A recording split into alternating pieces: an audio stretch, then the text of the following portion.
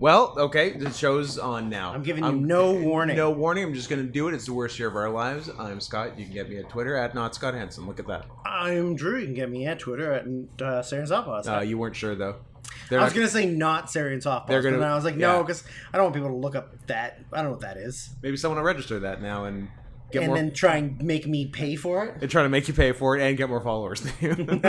Maybe. What a fucker. What a fuck. Do all the things that you're supposed to do. Like it, subscribe it, do the bell even after you subscribe, because why wouldn't you? Leave a 5-star review on iTunes. That's a thing you can do. Leave a 5-star review on Yelp. Or Apple Podcasts, I guess. I don't know. I still have iTunes. Google Podcasts? Don't like, if you want to listen on Google Podcasts, Zoom great. Podcasts? You can do that. But you don't need to. I don't care if you like or subscribe on Google Podcasts. Why not?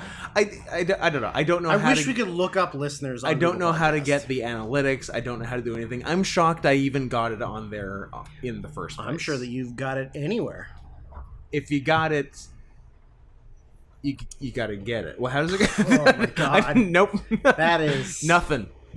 That is horrible. I choked.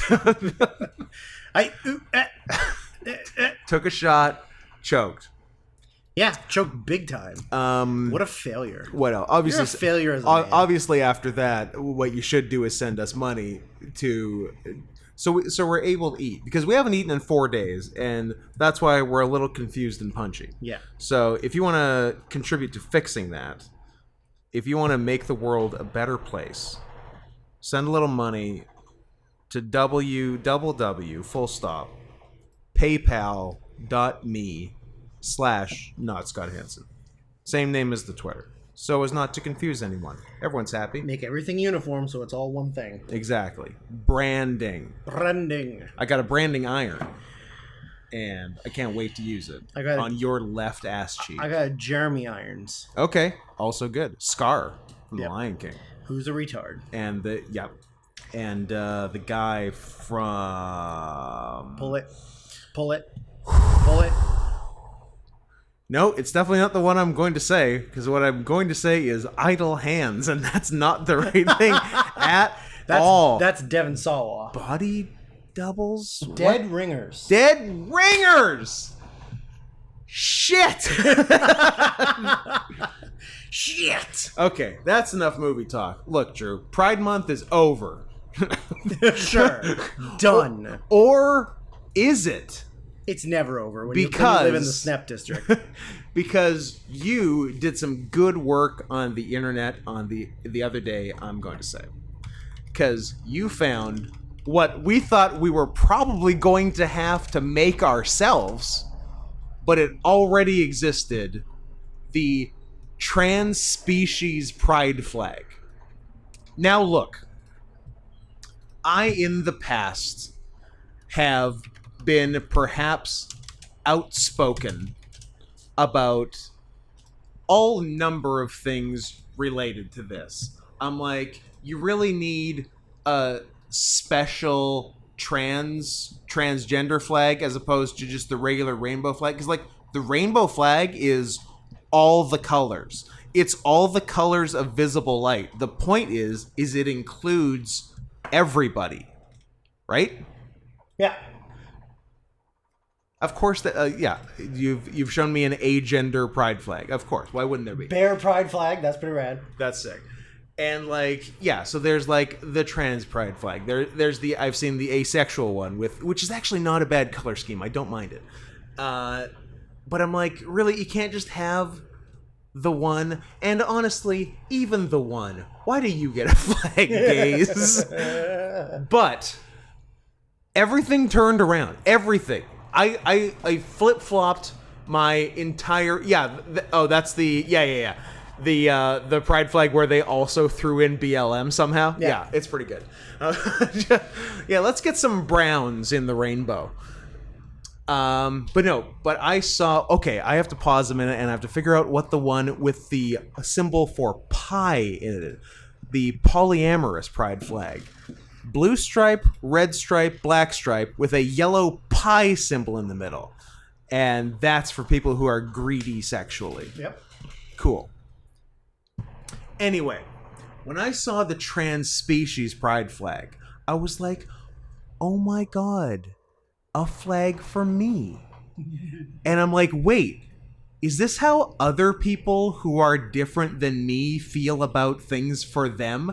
And I think it's the first time in my life that I ever experienced empathy. So it was kind of a big deal. Nothing like waiting until you're mid to late 40s to finally feel empathy. 20s. Oh, I'm sorry. Did I mispronounce that? You mispronounced 20s. 40s. Teens. I want zeros. Zeros. I'm in my zeros. Because I'm baby. Gross. So you've cycled through every pride flag that exists. Yep. It's a pretty good flag. Minus one small thing. Obviously, minus one small thing. So it'll be amended. Yeah, so it's a muted, like, purples and blues color scheme on sort of one half, and then the other half is like a black rectangle with, I believe, the hand from the X-Files opening. Yeah, that's the scanned hand. Yeah, with then a paw superimposed on top of the white hand in black, which is all great, except it's clearly a dog paw. Which is clearly wrong. Wrong. That is the wrong kind of trans species. You know what? Empathy's gone. Back out. Empathy removed. Cats only. Have I spoken before on how your feelings about people of certain ethnicities? In a way, yes. Okay. How freeing it is to have an outlet to sublimate all my real vicious racism into joking furry related racism. Joking no, I'm mad at that too. But it's acceptable. It's acceptable to be a cat and say bad things about dogs. Yes. It's not acceptable to me to be me and say bad things about Jews. So it's lovely that the outlet is there. Mm-hmm. So I can talk about the dogs who run Hollywood and the banks. And yeah, it's helped me out a lot, I think. It's good to just use a metaphor like, oh yes, I hate all of these dogs that have all the money and control everything. Yeah, well, I try not to be specific. I try to, because honestly, I do also hate dogs, so it helps. So I'll normally just keep it to like dog-specific racism, but it feels like when I say things about dogs or other species, it doesn't have to be dogs. There's dogs come up the most. Avians, scalies. Don't get me started. Yeah, so I'll say things that actually are pertinent to them, but in my head, I'm saying it about everyone. Every one of you. That's not actually, a cat. In saying that reminded me of one of the best Mad TV sketches. It was an early Stewart sketch where I think Will Sasso is coaching him t-ball. Okay, yeah, that sounds familiar. And one of my favorite things is because he's trying to get him to swing hard. Yeah. So Sasso is like, all right, when you line up in there, like, I want you to hit that ball hard. I want you to, all right, just think of something you hate and pretend you're hitting that. Like, what's something you hate, Stewart? The world. So good. Right here. Got it. You got it? Yeah. Love it. You can watch it afterwards. We'll watch it after. Bookmark it. It's open. That flag is open. Yeah. So back to the flags. A couple tweaks, and I'm going to be very happy with this flag. We just need to get it made and fly it proud. Yeah. You can hang it out your window for like 3 days before the landlord tells you to stop. We got almost 3 weeks out of it. Yeah, 3 weeks out. Okay. Actually, that's a good social experiment. It's not exactly one-to-one because there's already like the precedent of the flag, but it'd be an interesting experience knowing that you got 3 weeks out of the Colombian flag. Yeah. How long you would get out of the trans-species flag. Yeah. More, less, same.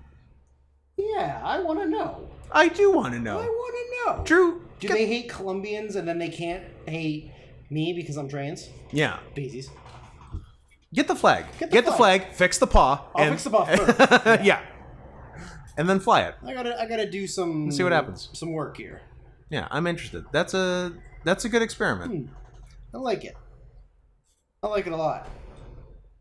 Now, in other news, I believe you had a new milestone in your life recently. Yep. Possibly just this past weekend. I finally had sex with a woman. It was weird, right? It's gross. I Yeah. don't like it. It's slimy. Won't be going back. It's like grease. 3. It's like Greece. It's like having sex The with country? No, it's like having sex with a car engine. So I was going to say, it's all greasy. I would think having sex with a man is more like Greece, the country. Yeah, yes, it really is. No, I think I've actively been going to movie theaters probably For like 3 years. once a month since 2003. Yeah, and often considerably more than once a Well, month. and like for a long time, I would see 2 or 3 movies every Friday, assuming there were 2 or 3 things I wanted to see. And Friday was my and day even off. if there weren't, you'd I mean, probably I still did see some bullshit. I did see In the Name of the King a Dungeon Siege Tale, so Twice. that was a Friday.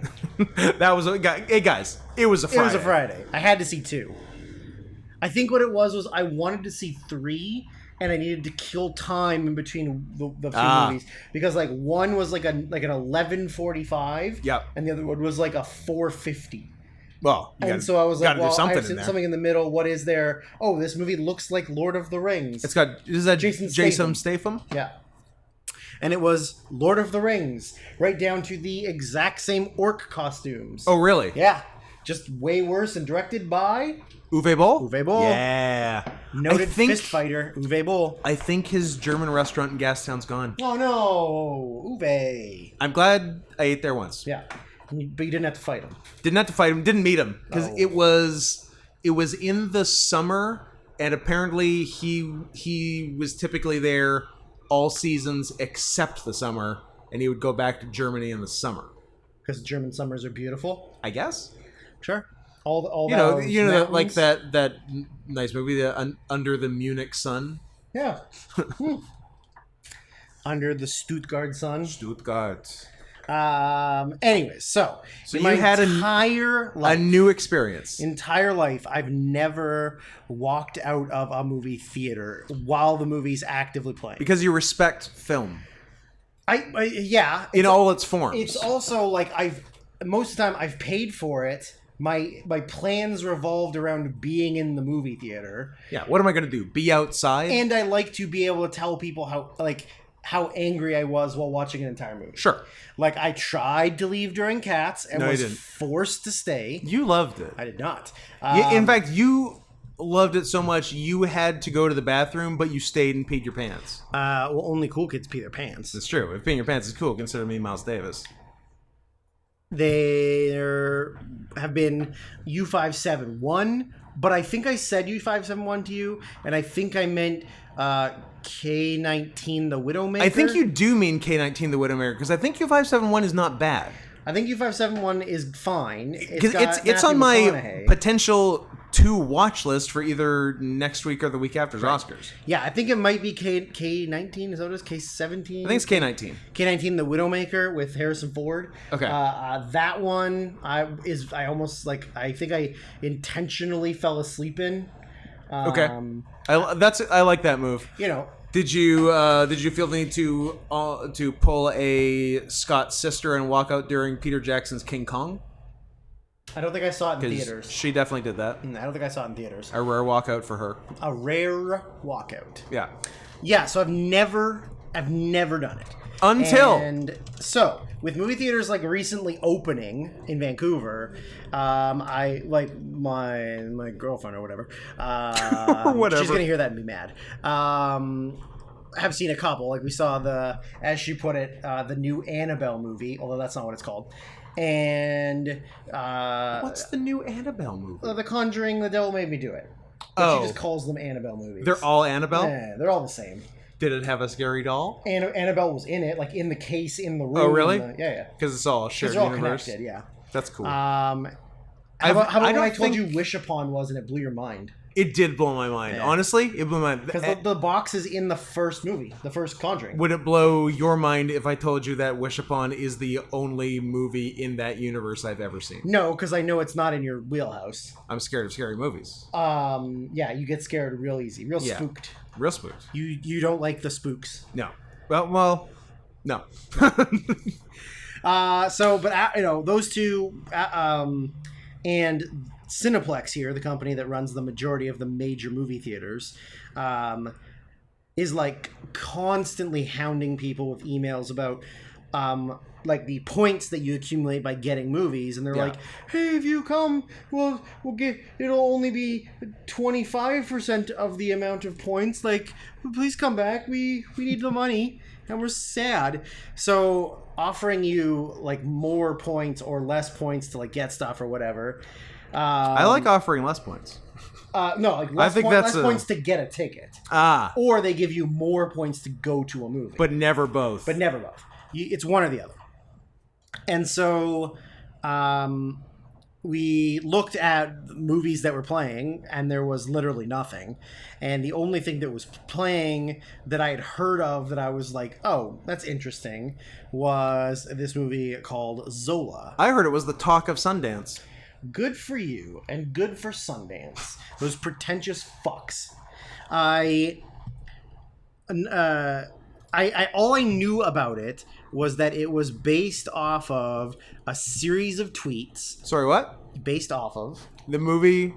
That's what they based the whole movie off of. They based the entire movie a Twitter thread off of a 3-day, like 148 tweets over the course of a weekend from some stripper in Florida who had some wacky adventure with some girl that she randomly met. And that's what they wrote a script and filmed a movie and put it in theaters. That sounds like a movie. If that's what movies are going to become, I'm going to cut my eyeballs out so I don't have no to more see movies. It is. It's a good thing we're going back in time with the movie podcast and not forward. Yeah, we wouldn't have anything to talk about. Yeah. Because I would be so goddamn angry. So the theater was like, I don't know, 30% full. And what's that, about 3/10? 3/10. And I don't know, like, no joke, within 5 minutes I turned to her and said, I hate this. I already know I hate this. It's so both of them talk in shit Florida accents. Great start. Riley Keough, Elvis's granddaughter, is the, like, you remember Whoa Vicky? Yeah. She's like that girl who was on Tosh that is white but thinks she's black. Yeah. And she talks super ghetto. Yeah. That's Riley Keough in this, 100%. Sick. You can barely understand her. She's super annoying. There's one scene early on where they're literally, like, they're in the car driving, and it's like they're filming a TikTok music video. But, like, that's the movie. Yeah. It's not watching them filming. It's the camera is the cell phone, and they're all singing along to some rap song, the TikTok and video. You're watching the TikTok video. Yeah. That is the movie. So 20. I've been making a lot of new friends on TikTok. I was gonna say that if we got enough listeners, that you and I would both get TikToks and do the dances. I like where your head's at. Do the double do. That might be the next move for us. Maybe. Anyway, so they were like 20 minutes in, and I just turned to her and said, I hate this. And she said, yeah, it's really bad. And I just kind of gave the cut it out, cut it, done, and shut it down. Pointed to the exit, and she goes, do you want to leave? And I was like, yeah, unless you don't want to. And she was like, no, let's leave. But so as we said that, a different group of people on the other side of the theater, like an elderly woman and her daughter, also got up and left. And then, so as they leave, we get up and leave. they were ahead of us leaving, and the guy at the front door who worked there said something to them, but I didn't hear what they said, and they were just sort of like meh, whatever, and then they left, and then we got probably up there, said, "What are you, racist?" maybe, and then we got up there, and all he said was like, "Have a good night," and we're like, "We won't." So anyways, we left, but like the whole movie is. Like, they're strippers. So you're watching TikTok videos and, like, genuine strip sets. Sorry, Drew. Sex work is real work. Yeah. If you're a whore. I don't need to watch it in a movie. If I wanted to watch it, I would go to the Paramount where they don't serve alcohol, but you still have to buy drinks. Yes. Yeah. And you can fuck the strippers. Nothing about it is sexy. Like neither of them like do like the way that they act, their voices, their characters are not attractive. Riley Keough looks like her grandfather when he died. Yeah, like on the toilet blue. And even though it's about strippers in Florida and it's like this woke thing, there is no nudity. So they're stripping with pasties. Seems like an oversight. Or yeah. And anyways, the dialogue is some of the like it's literally the dialogue is reading the tweets. So it's like none of it was changed to be a screenplay. Right. It was this is what she said in the tweet. So Let's it's just not take that. It's not adapted from a Twitter thread. It's just a Twitter thread. And this like the way that it's filmed is super amateur. Like the cinematography is terrible. Some of the worst handheld camera work. Good stuff. At one point, they're like panning across a room, and you can tell that like the dolly or whatever like got stuck on something, and there's like this. And they didn't have another take in them. They didn't fix it. They didn't edit it out. There's like a lot of just like random going from this scene to this scene with no context.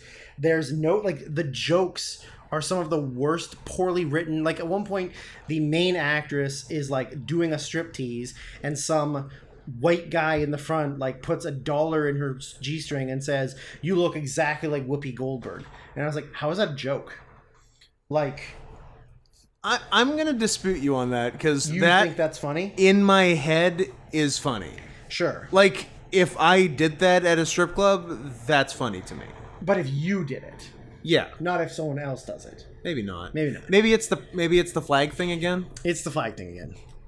But yeah, I just nothing about it was funny, and there were people laughing in the theater, and both of us were just like, "What are you laughing at? Is that a joke? Stop it!" Like, I don't get it. Is that a joke? So, yeah, it was one of the worst movies I've ever seen, and it was the first time I had ever walked out of a theater. Now, I have a counterpoint to all of this, which the answer is yes, which you probably don't know, no, the answer and is going to make you feel bad for everything you've just said. No. This movie, this film, this piece of cinema that's a loose term, but okay. Is directed by a woman of color. Is she a lesbian too? Couldn't tell you. Is she trans? Didn't look it up. Is she non-binary? What flag does she get? Does she get the rainbow and the brown shades? Yes. That's a good one. That's a good one. Yeah, it I would rather watch Mike Myers' The Love Guru than Zola. How about You Don't Mess with the Zola starring Adam Sandler? The Adam Sandler as a black stripper in Florida? I'd watch that. That sounds not bad. I'd watch that. Let's get one of the Safdies to write it. I love them Safdie boys. Love them Safdies. You know who doesn't? The Academy. Anyone who has any power in Hollywood, that's who doesn't like them. I hope they just keep cranking out absolute bangers and never get anything for it. I agree. I can't wait to see what bad movie Adam Sandler makes as threat for Uncut Gems getting no nominations. Ooh, that's true. He still has to punish us for our sins. I wonder what he's got in the. What do you think, Jack and Jill 2? What do you think he's got loaded up? Jack and Jill 2, where he also plays Al Pacino? What do you think about that? That's not bad. Spaceman is the name of the new movie. This one seems like a real movie and not even... It's an action drama sci-fi. It's not even a comedy. Interesting. Where he plays, or maybe he's in the movie that's got no roles connected. Yeah, it's like a serious acting movie. Does he play space? And what's Is it very Hustle? conceptual? A washed-up basketball scout discovers a phenomenal street ball player while in China and sees the prospects as his opportunity to get back in the NBA. This one's also a regular movie. What's going on? Adam, you promised us horse shit. What You about- threatened to make the worst movie you've ever made, and you're not even following through with it. What you about- know who I don't like? You. What about his 35 movie Netflix deal where he has to make a terrible comedy every 3 months? What happened to that? He looks very fat in this movie. He does look fat in this It would movie. appear he's hooking up with Queen Latifah. Interesting. And the basketball player he's standing with plays for the Minnesota Timberwolves. Oh. I guess he's got a Timberwolves connection now. Is it Christian Leitner? It is Christian Leitner. Good Nice. pull. It's not Christian Leitner. The only poll. And it's directed by A woman? a man, but Good. I don't Oh. think... Phew! Ooh, thank God. That means it'll be good. Oh. Yeah, it's a guy... Like, I don't think you've seen the other movie he did, which is called We the Animals. I like the title. It's not what you think it is. Don't you hate it when it's not what you think it is? Absolutely, I hate it when I think I get so mad. How about the fact that you need to get angry at the fans, your fans, not necessarily the podcast, but people that like you across all platforms, for not mentioning once anthropomorphic cat in Yes. Monster Hunter. Yes. It's got an eye patch. It talks with meows. With meows and like hisses. Yeah. Yeah. You shouldn't have been the one that had to tell me Your loyal fan base. last week. When did Monster Hunter come out? Like 6 months ago? A year ago? Yeah, 6 months ago. Yeah. Directed by the far superior Better Paul Thomas. Anderson. Yeah, ridiculous. No, like I got fucking 30 million tweets about Zombie Tiger in Army of the Dead. which is great, but whatever. Whatever, but yeah, Anthro Kitty. Anthro Kitty Chef in Monster Hunter. Who yeah, also steals booze. No, he drinks out of Ron Perlman's drink and gets his fur in it. he gets fur in it. Very Yeah. funny. Very funny. Very funny. Good movie. I like because I skimmed through the movie looking for the kitty. Oh, I should have told you it was just at the end. Like towards It's the like end. mid to end. Yeah. That looks like a very bad movie. It's very fun though. Like Okay. it is actually very fun. Some of the fight scenes with Mila Jovovich and Tony Jaa are like pretty decent. Like very fun. The creatures are like they're interesting. Like at first I thought it was just gonna be like sci-fi Tremors, like there was sand snakes. There was or a whatever. Tremors guy. Then there's a bunch of spiders. A bunch of spiders, and then like non-meat eatings, like herbivores. Yeah, and then a dragon. dragons. Yeah. I mean, all the dragon stuff is very cool. Like the Yeah, dragon stuff it looked good. is what you would want from Game of Thrones. Sure. Like, Okay. Crazy over the top action, fighting dragons that are kind of indestructible, and it was very cool. And just Except at the end when they're very destructible. well, it's because God finds a way. God finds a way. God finds a way. The famous line from Jurassic Park. Yeah. God you didn't finds know a that way. Ian Malcolm is a born again Christian. It's true. But it's very fun. Yeah. It's bad, but it's very fun. I mean, Yeah. it's directed by the man who made all of the worst Every movies you can think of. Resident Evil. Like 4 of the 5 Resident Evils, because one's okay. Sure. The 3 Musketeers. Oh. The other things he's done that all star his wife. All star his wife. Yeah, I love that. But I appreciate that you did, but you shouldn't have had to be the one. Correct. To tell like me. your I don't know your fan base really fucking dropped the ball. where the fuck you guys were on that. Did literally nobody see Monster Hunters at the Alien issue? versus Predator. Ooh. Death Race. Pompeii. I'm done. Oh, We hit the rest? Soldier starring Kurt Russell. Soldier. Original Mortal Kombat. Okay. So he's made a couple. All is good forgiven, ones. Paul, because original Mortal Kombat kind of rocks. Event Horizon. He started out really good, but then he realized all of his movies need to center around his ugly, His stupid wife. Eastern Bloc wife. Yeah. And then that's when it all went downhill. fucking multi-pass And over now there. he's got a new one coming out. In A the- sorceress travels to the Lost Lands in search of a magic power that allows a person to transform into a werewolf. What? And it stars Mila Jovovich and Dave Bautista. Bautista could be a werewolf. Podcast over. We have research to do. 2022. Oh, Is that what it says? No, it doesn't say a date. what are we? Bautista as a werewolf. Are we pre-production? Are we in production? It says announced. Announced. It'll be a minute. But still. Big I Dave like that we both said Bautista but still. as a goddamn werewolf. Or Mrs. Paul Anderson. Or Ms. Potter. Or Maybe both. Maybe both. Maybe both. Maybe everybody in the movie is a werewolf. Huh. It's like they were listening to us talking now. and He and catered anticipated our Paul movements. W.S. Anderson's IMDb to what we were saying. God, have I Because we were saying all the bad movies, and they were like, oh, Mortal Kombat. And they're like, oh, new one. What's this? have I seen every Paul W.S. Anderson movie? Have you seen all the Resident Evils? 1, 2, 3, 4, 5, 6. What am I doing? 6, 7, 8, 9, 10, 11.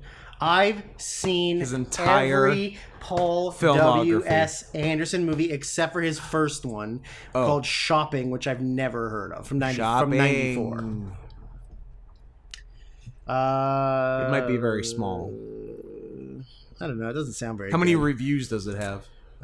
43 user reviews, 16 critic reviews. Sorry, how many ratings does it have at the top under the star? 2.6K. That's not a lot. Not a lot. Yeah. And that, yeah, I wonder if it's, but yeah, God, I can't believe I've seen every one of his goddamn movies. But you know what? I do enjoy bad movies. It's been a wild ride. I like not having to really pay attention. I can only pay attention. It's a 3.1 on Letterboxd. I must pay attention.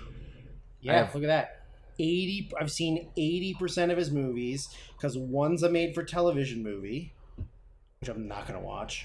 You're not gonna watch a Paul W.S. Anderson made for TV? From 2000, and Shopping.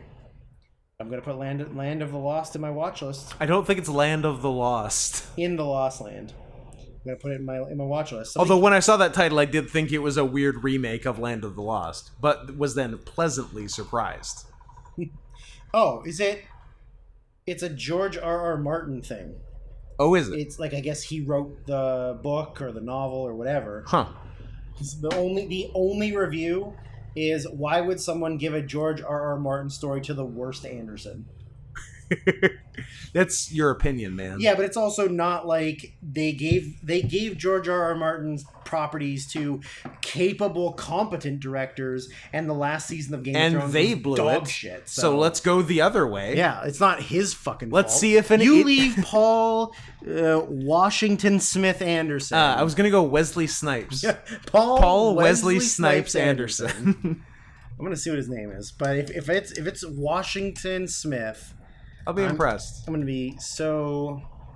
William Scott. Hey, it's like you. Oh, it's me backwards. You gotta like him now. I'm SW Henson. You're Paul S.W. Anderson. Oh my god. Oh my god. William Scott. You know what? Now he's got to be your favorite director now. You gotta like him. I think he is. You gotta like him. Gross. I don't like that he's married to her though. She's kind of ugly. I don't really like her. And their daughter's name is Ever. Just Ever. Yeah. Don't like it. Then they have a second child named. Unless it's real trashy and it's like Ever. Oh yeah, maybe. It's just like a nickname for Eve. Get old Ever in here. Their daughter's name is Dashiell. Like and Dashiell Hammett, the male author. I guess so. Weird. And their third daughter's name is Ocean. Ocean. Osian. Yeah, Ozian or a weird spelling of ocean. I don't like it. Get out of my face. Why can't you just do normal names? I don't know. Is it too much? Do you need that much attention? Yeah. Also, you got to be cool and unique and hip, and the only way to be cool and unique and hip is give your kids names to ruin your children's lives. Give your kids names they're gonna hate in the future. Yeah. Like naming your son Rim Job, because you're like, I know, I just liked it, and like it's my favorite thing. I do like it, but I don't know. I think with something like Rim Job, I think in the long run you may end up doing the kid a favor, because then he like has to overcome that name and is stronger for it. Men's assholes. Men's assholes. Hi, I'm John, and this is my son, Men's Assholes Travolta. Well, it's my favorite thing. Named him after my favorite thing. My favorite thing. I'm enjoying listening to Screams. Two screens.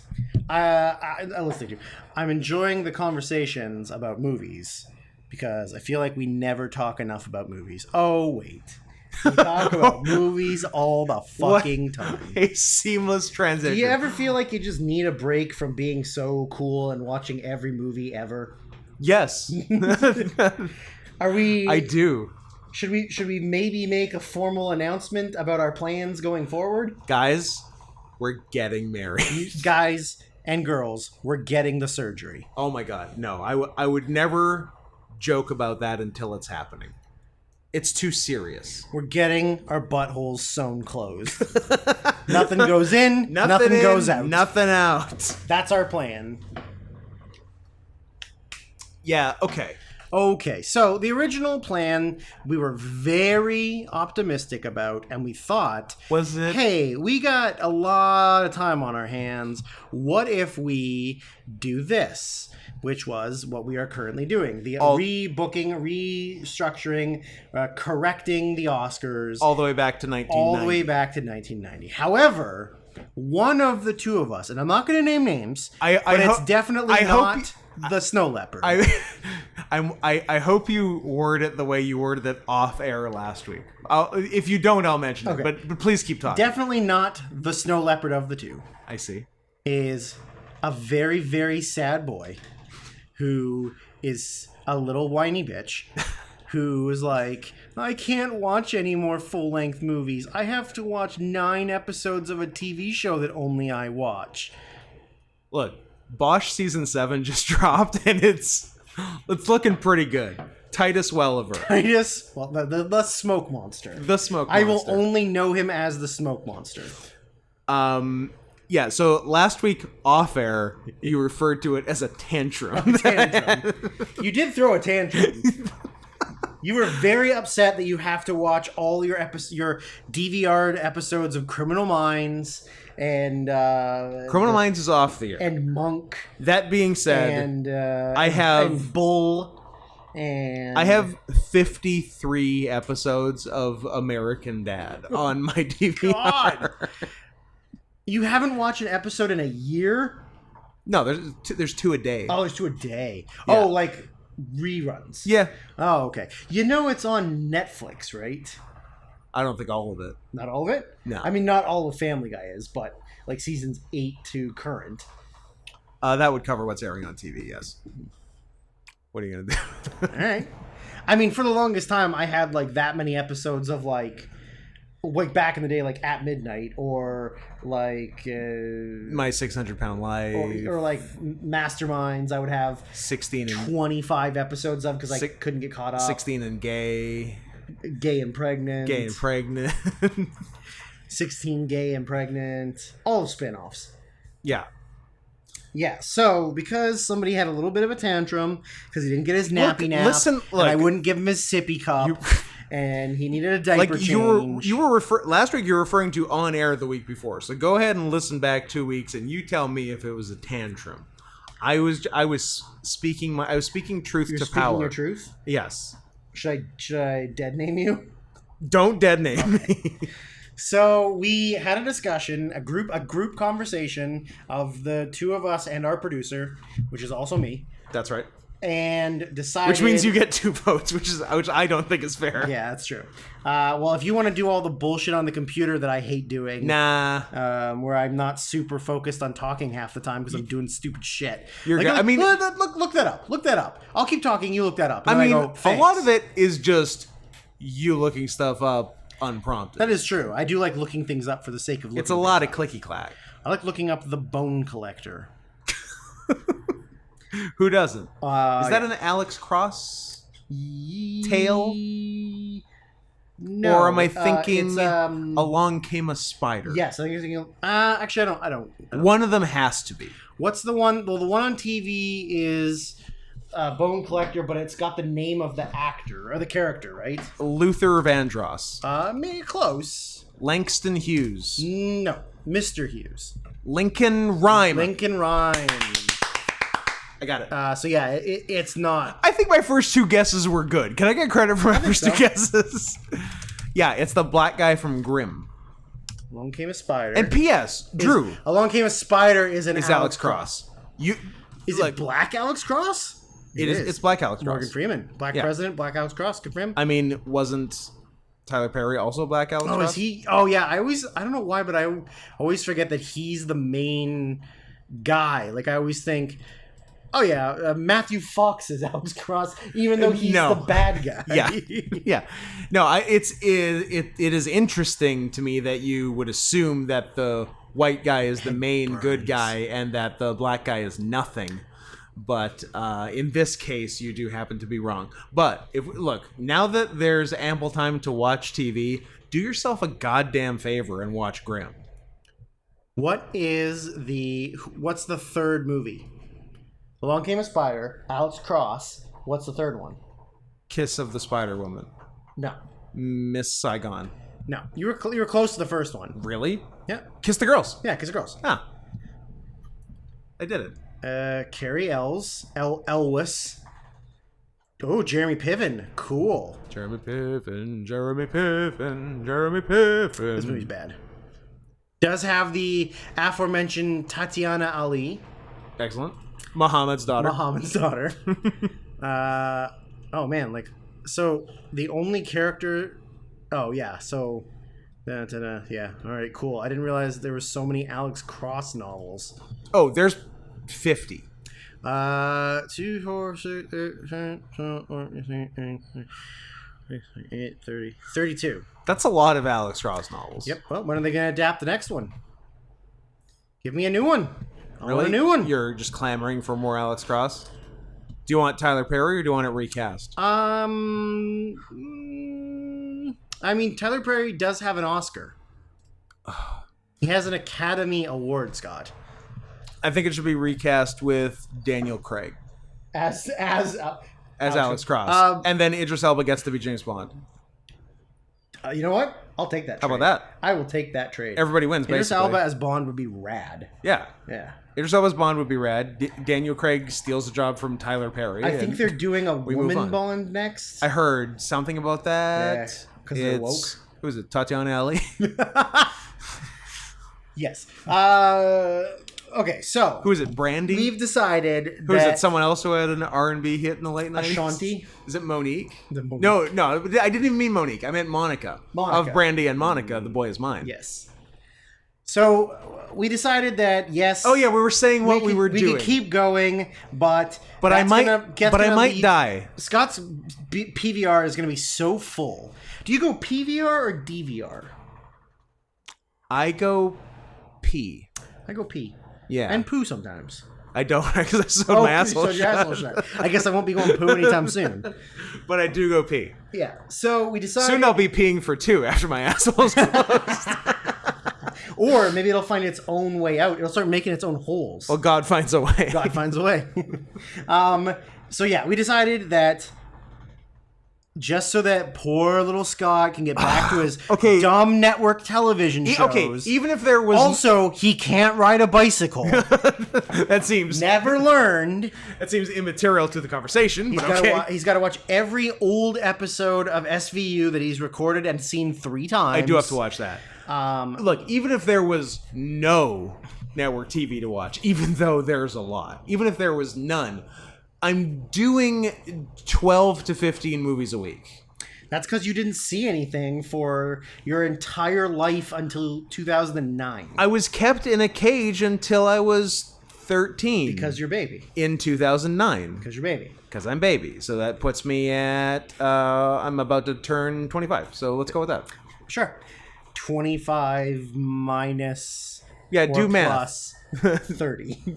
25... Squared. You're 625.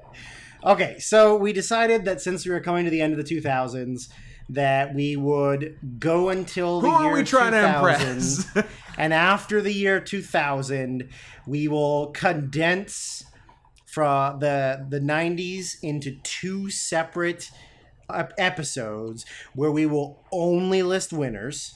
Or anything like egregious, like, you know, if it goes stuff like that sticks out. Best picture was this. Yeah, I agree. Done. We don't have to talk about it, right? Anything that we think is a big change, big snub, but we're not going to list all of the nominees we have. Like maybe The English Patient didn't need to win Best Picture. Sure. Maybe Shakespeare in Love didn't need to win Best Picture. not. Was there a better movie that year? Saving Private Ryan? Yeah. No, that's what I was leading to that. Because I'm like, I think you... Would you see that next Friday? How about the Friday after that? Would you see it every Friday? Every Friday? So we'll do the 90s as 2 separate entities. So after 2000, we do 95 to 99. 95 to 99. Then we'll do 90 to 94. Or I guess we'll do 99 to 95. And then we'll do in 94 keeping with it, sure. We can continue going backwards. And then we discuss Then I think we're just going to do 80s and earlier. 80s and try for earlier. And anything that just like look at the very winners egregious errors and see what sticks out. Like we're not going to go through every year of the 70s because there's going to be tons of things we haven't seen or like don't want to watch. So it'll just be like, well, I have seen this movie and I think this is the best picture of, you know, whatever. And sometimes they get stuff right because like 1977, Blaney Hall, starring Quvenzhané Wallis and Woody Allen. Oh, don't get them together. No, it's not his daughter, unless he's gonna adopt. I mean, it's Woody Allen. And also, she was old enough when he married her. It's not like just saying it's Woody Allen and a very young woman of another race. I was gonna say of an ethnicity. Yeah. Of an ethnicity. An ethnicity. So we're gonna do that instead of doing all of them, so that somebody doesn't have to watch so many movies.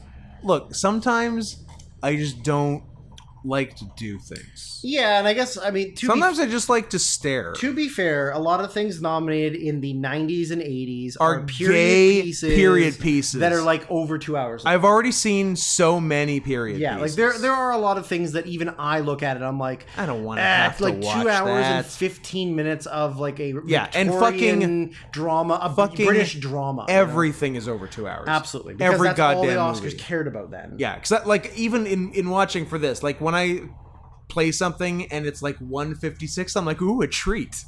Yeah, I definitely looked at time lengths and was like, hey, I can watch this one fast, so let's just watch it. Yeah. And then I go, oh, I don't know if I'm going to get to this one. So that's what'll be going forward. So we'll do 2002, 2001, 2000, and then one episode that is 99 to 95, one episode that's 94 to 90, and then one episode that's just the 80s, and then one episode that's everything before the 80s. I think the 80s and earlier is all one. Okay, sure.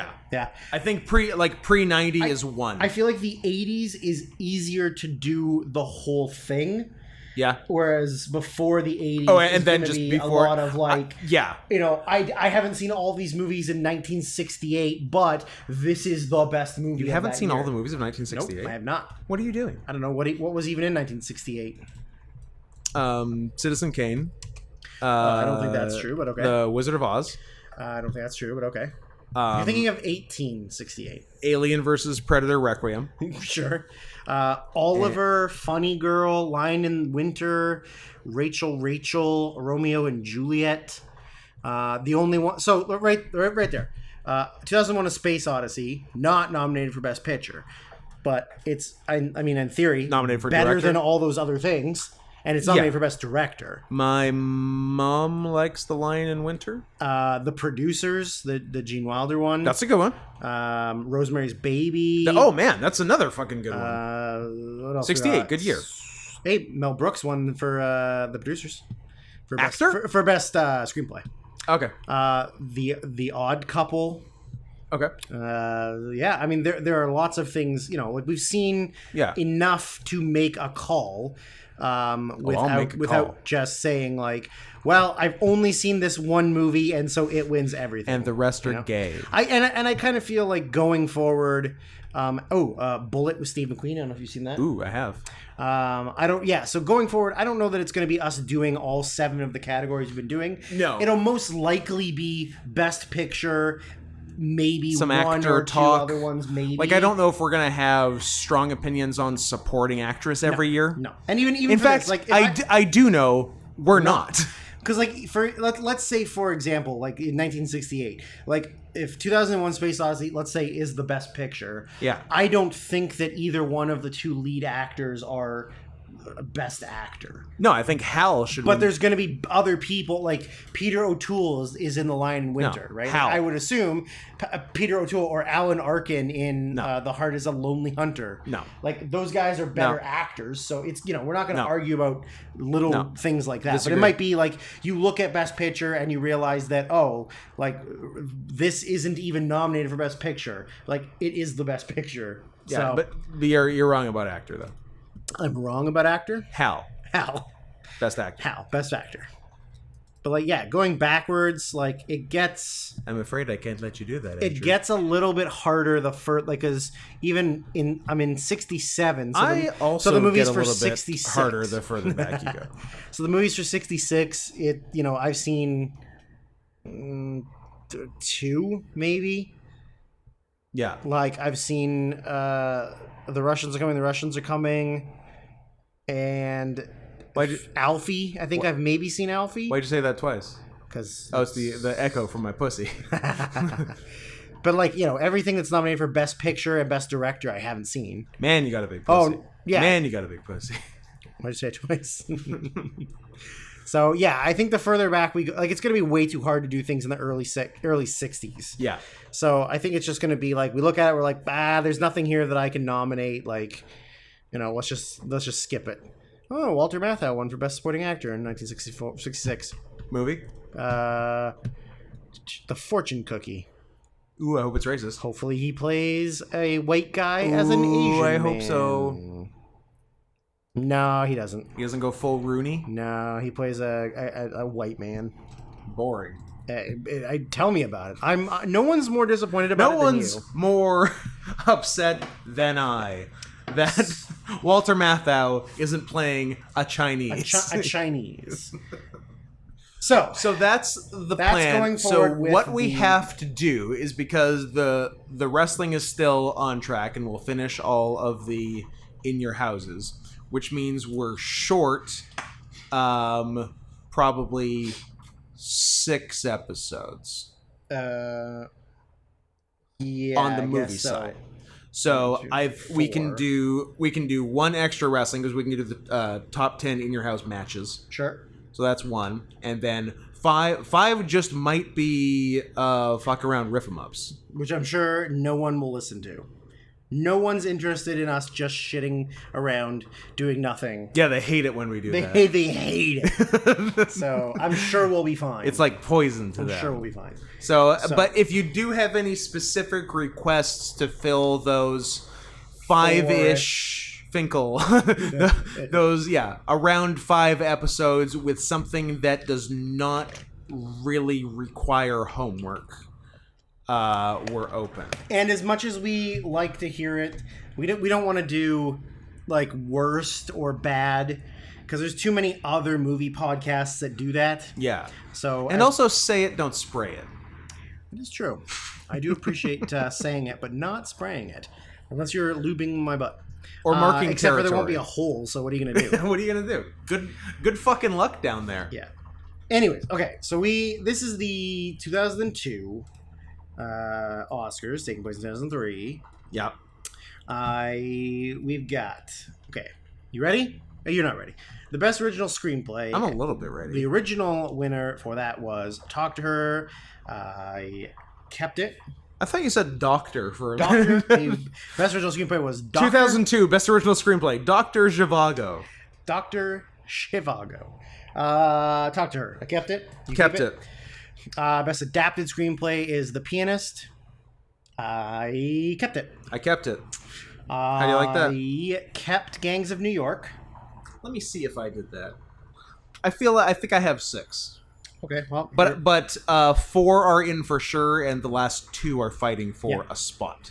So let me tell you about it. Did you keep it? Is Gangs of New York in your list? No. Okay, I thought you were going to say something else at the end, but okay. Is Gangs of New York in your list? Beep. It's an interesting answer to that question. Did you keep? Oh yeah, and then I assume without any I know it's not even an assumption. It's a no adaptation. Correct. And the only other one I have wasn't originally nominated. I put Catch Me If You Can. Catch Me If You Can is good. Yeah. I put Icha Mama Tambien. Okay, you kept it. Yes. And then final spot. I will say about Itu Mama Tambien, I found the dialogue to be very realistic. Yes. It didn't feel scripted. And I found the dialogue to be very Sexy. Spanish. Oh, yes. Very, yeah. Very Mexican. Did you find that? Yeah, I did. Yeah. We both found it to be Spanish. Spanish in origin and in execution. So, yeah. So the 4 that are in are Tambien, Talk to Her, Pianist, Adaptation. Okay. I got my last spot for About Schmidt or The Hours. Okay. Although Gangs of New York and Catch Me If You Can both hanging around in there too. But yeah. But I'm going to give it to one of those two. There's a lot of girls in The Hours. I'm not going to lie, I only found one part of The Hours entertaining. Was it the Meryl Streep It was the part? Meryl Streep I and agree. Harris stuff. That's that was the best only part I thought was good. Yeah. The rest of it I thought was I think it fine, would have been but a little stale. I think it would have been tight if Julianne Moore killed herself. Absolutely. That would have been But cool. didn't. But didn't. Coward bitch. Coward bitch. Slut And whore. I didn't know that Virginia Woolf was Nicole Kidman until the end because she did not look like Nicole Kidman. No. She was all done up. Yeah. She had a stupid nose. All kinds of stuff going on. I mean, she looked like Virginia Woolf. Lots of dumb shit. If you've seen a picture of her, like Yes. she really looked like her. Yeah. So yeah, but yeah, the Meryl Streep part is definitely the best part. Yes, for sure. Meryl Streep and Harris part is the only part I actually cared about. Yeah. I'm going About Schmidt. Shout out to Alexander Payne. Okay, cool. I saw that movie with my mom, grandma, and sister. Tight. So I would have been 16 and my sister would have been 13. I wasn't even born. And the scene where Kathy Bates gets naked in the hot tub, I was the most uncomfortable teenager in the history of the world. I was with my mom and my grandma, and it was the first time, I've never seen a movie with them that had nudity in it. Yeah. So as soon as I saw and it's Kathy Bates. And now you're like, oh no, I've got a huge boner in front of my mom and grandma. You know what? Because no, I'm coming in front of my mom and grandma to Kathy Bates. Who Kathy Bates is as a person and like her attitude and personality, I'd hit that. She seems She's great. a super cool person. She seems great. Yeah, she seems like a real cool person. Love her. Okay, so that's your fun. I'm gonna guess we have the same winner. Maybe not. I don't know. If you're guessing, then yes. It's by the the writer that you think is the best writer. It's by the best writer, Charlie Kaufman. Yeah, adaptation. Yeah, 100% adaptation. Yes. Yeah. Good. Great. Okay, so I don't know which one's more of a surprise. Let's go back. Well, we did actress last. No, we did actor last time. Okay. Because you wanted to end on actor. So let's end on actress this time. So let's do best supporting actress. Okay. So the original winner was Catherine Zeta-Jones for Chicago. Which you definitely watched? Did not fucking watch. I watched it. Good for you. So now the most recent Best Picture winner that I haven't seen, because it was Chicago. Braveheart. Is The English Patient. Oh, okay. Yeah. And before that, Braveheart. You can maybe skip it. Except for you won't because you're going to watch it, but... I'm not. I don't have to now. I don't have to do shit now. You can skip it. I'm not going to see it ever. I'm going to die soon. You can not seeing The English Patient. Yeah. Okay, so the original one was Catherine Zeta-Jones for Chicago. I assume you also didn't keep her. She's on the list. Okay. She's in contention. She's probably the best part of the movie. That's not saying a lot. Richard Gere's also not bad, but John C. Reilly. Riley's also good. How about Queen Latifah? She's nominated. Yeah, that's didn't keep her. A bit of a not even close.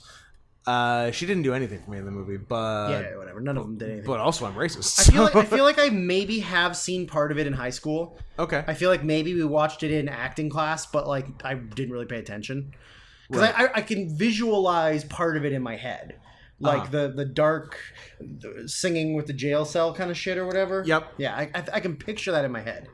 Catherine Zeta was a very confident dancer that I wasn't expecting. Yeah, and that pussy gives you throat cancer. And that pussy gives you throat cancer. So she's in contention, but she's not necessarily for sure. No, for both supporting categories, I have a number of people listed and no winner as an added bonus. So you should be extra excited. So she's there. Okay. Kathy Bates for About Schmidt. I kept her. Yes, she's there. You didn't keep Queen Latifah. I didn't keep her either. Correct. Julianne Moore for The Hours. I didn't keep her. I did not. Meryl Streep for Adaptation. I kept her. I did too. I also gave Meryl Streep a nomination for The Hours. I think she's a lead for The Hours. I mean, it's hard because I think she was nominated for lead for Golden Globes. Okay. Well, then I guess I'm gonna move her up to lead. Yeah. Let's go with that. That shortens my list down. I was gonna say that probably helps. So yeah, I think all three women in The Hours were considered lead for Golden Globes, so I assume it's the same. Well, and Nicole Kidman is in the Oscars, so yeah, except for Meryl Streep is supporting. Oh yeah, no, she's not. Yeah, that's right. Yeah, Meryl Streep's supporting for a different movie. So they're all lead. But Julianne Moore's in supporting actress. Oh, she is. Okay, so the other two are lead. Okay. I don't know. Well, I don't know. Who is it? Okay, so I had Kathy Bates. I guess Julianne Moore's part was the least of the three. It's the least of the three. Yeah. Kathy Bates for About Schmidt and Meryl Streep for Adaptation. And then I have 4 challenging for 5 for the last 3 spots. I have 4 other to mention. Yeah, me too. I don't know if any of them are the same, but you there say one, I'll say one. I'll say the one I think is most likely for you to have. Cameron Diaz, Gangs of New York. Yeah, she's on that list for sure. How about I put Toni Collette for About a Boy. Toni Collette for About a Boy. Yeah. How about you could have this one too. How about Samantha Morton for Minority Report? I considered her. But she's not on the list. And you probably don't have Patricia Clarkson for Far From Heaven. Nah. So that's everyone that's I've all yours. got. The other ones I put, I'm not 100% convinced, happy about, but whatever. I put Do Ti Hai Yen for The Quiet American. Okay. And I put Kim Basinger for 8 Mile. Oh yeah. Okay. Yeah. But I gotta cut one, and I think the Vietnamese one's getting cut. The Quiet American. That seems not racist. Yeah, so whatever. go with that. So I got Kathy Bates, Meryl Streep, Cameron Diaz, Toni Collette, Kim Basinger. So I got 7. So I got to cut 2. Gonna keep you. I love Toni Collette, but she's on the bubble. Okay. Samantha Morton's on the bubble. I feel like Samantha Morton doesn't do anything until the last 20 minutes of the movie. Let's kill her. Because she's living in a pool. She is. She's just hanging out in a pool. At the end of the day, living in a pool. She's an aqua baby. What a sick deal that is. I mean, yeah. Imagine living in a pool. I mean, they are digging around in your brains and preventing you from having your own thoughts. Yeah, but you're living in a pool. Living in a pool is pretty sick. It's nice. It's pretty sick. Which leaves Catherine Zeta, Kathy Bates, Patricia Clarkson, Meryl Streep, Toni Collette, Cameron Diaz.